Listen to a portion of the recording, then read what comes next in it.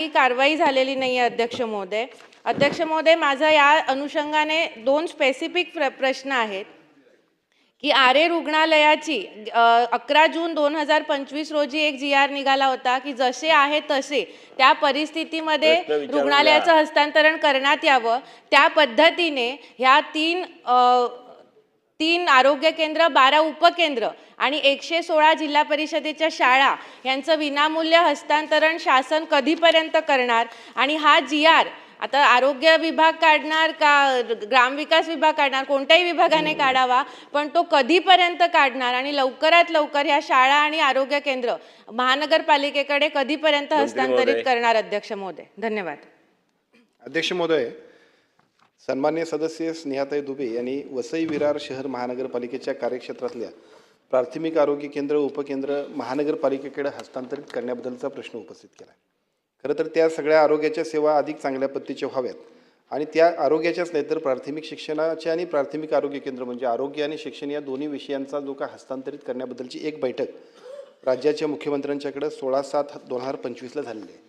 या बैठकीमधल्या निर्देशाप्रमाणे जे काही ग्रामविकास आणि आरोग्याचे संबंधित विषय असतील तर ते महानगरपालिकेकडून वर्ग करावेत आणि वर्ग केल्यानंतर त्याचा संपूर्ण खर्च तिथली जबाबदारीसुद्धा त्यांनी पेलावी अशा पद्धतीच्या सूचना सन्माननीय मुख्यमंत्री महोदयांनी दिलेत.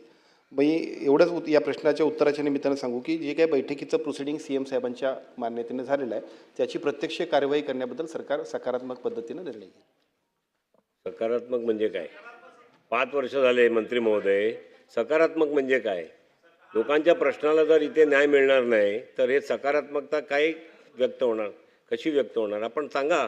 मुख्यमंत्री महोदयांनी जुलै महिन्यामध्ये निर्देश दिलेत आणि आपण शासन किंवा स्थानिक स्वराज्य संस्थांमध्ये बाकीची काही लेनदेन ऑन पेपरच होते, ते adjustment of account on paper असतात. त्यामुळे त्याचा निर्णय झाला पाहिजे. आपण त्याच्या संदर्भात बैठक करा परत पाहिजे तर आणि ह्या प्रश्नाला सोडवा. शेवटचा प्रश्न विचार. अध्यक्ष महोदय, सन्माननीय ग्रामविकास मंत्री ही सभागृहात उपस्थित आहे. माझी विनंती आहे की मी सुद्धा त्यांची वेळ घेऊन हा विषय त्यांच्याकडे मांडला होता. तर या दोन्ही विभागांनी एकमेकांमध्ये समन्वय साधून हा आमच्या जिल्हा परिषदांच्या शाळा, आरोग्य केंद्र आणि उपकेंद्रांचा प्रश्न कधीपर्यंत, किती दिवसामध्ये, म्हणजे आणखीन आम्हाला किती दिवस वाट पाहावी लागणार अध्यक्ष महोदय? किती महिने? एक काहीतरी कालमर्यादा ठरवावी. माननीय मुख्यमंत्री महोदयांनी बैठक घेतल्यानंतर याचा मार्ग निघाला पाहिजे. हा प्रश्नच यायला नाही पाहिजे इथे. कालमर्यादा ठरवून द्यावी अध्यक्ष महोदय आणि पुढील किती दिवसामध्ये हा विषय मंत्रिमंडळाच्या बैठकीमध्ये घेतला जाईल अध्यक्ष महोदय, याचं एक ठोस उत्तर अध्यक्ष महोदय मिळावं आम्हाला. प्रश्न सुटतोय. अध्यक्ष महोदय, सन्मान्य सदस्यांनी जो प्रश्न विचारला आहे त्या प्रश्नाच्या अनुषंगानं 16/7/2025ला याच्याबद्दलचा मुख्यमंत्र्यांच्या दालनामध्ये त्यांच्या अध्यक्षतेखाली बैठक झाली आणि या बैठकीमध्ये स्पष्ट निर्देश दिलेत.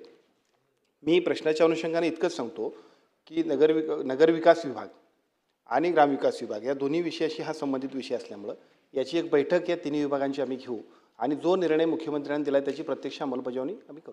किती? 1 महिन्याच्या आत? 1 महिन्याच्या आत आपण करू. चला, प्रश्न क्रमांक 2 हा बुधवारी प्रश्न घेण्यात येणार आहे. प्रश्न क्रमांक 3 सुनील प्रभू. हो, बुधवारी. प्रश्न क्रमांक 3. प्रश्न क्रमांक 4